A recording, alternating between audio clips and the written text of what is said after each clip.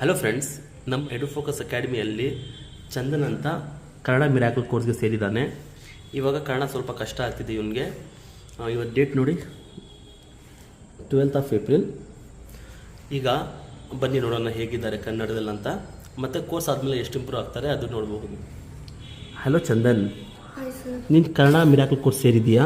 ಇಲ್ಲಿ easy letters words ಕೇಳ್ತೀನಿ, ನೀನು ಓದಬೇಕು. ಇದು ಹೇಳು, ಇದು ಓದು ನೋಡೋಣ.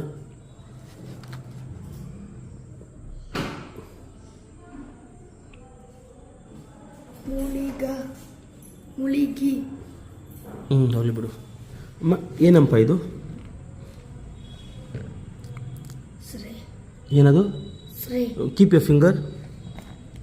ಏನದು? ಇದೇನಿದು?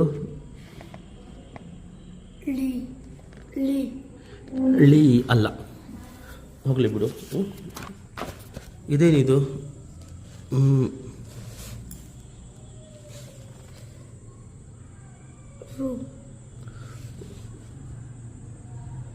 ಏನದು? ರು ಅಲ್ಲ, ರೈ ಅದು. ಹಲೋ ಫ್ರೆಂಡ್ಸ್, ಈಗ ನೋಡಿದಾರಲ್ವಾ ಹೇಗಿದ್ದಾರೆ ಅಂತ. ಕೋರ್ಸ್ ಆದಮೇಲೆ ನಾವು ಮತ್ತೆ ಆಫ್ಟರ್ ವಿಡಿಯೋ ಮಾಡ್ತೀವಿ, ಅದರಲ್ಲಿ ಎಷ್ಟು ಇಂಪ್ರೂವ್ ಆಗಿರ್ತಾರೆ ಅಂತ ನೋಡೋಣ.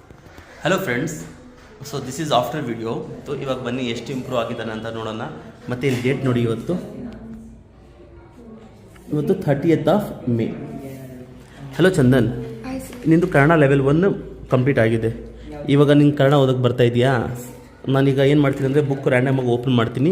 ಯಾವ ಪೇಜ್ ಓಪನ್ ಆಗುತ್ತೋ ನನಗೂ ಗೊತ್ತಿಲ್ಲ, ನೀನು ಓದಬೇಕು. ಓದ್ತೀಯಾ?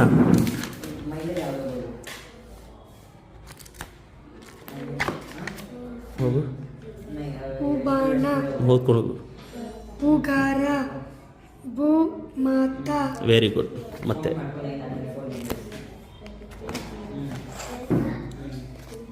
ತಿಂಡಿಯ ನಂತರ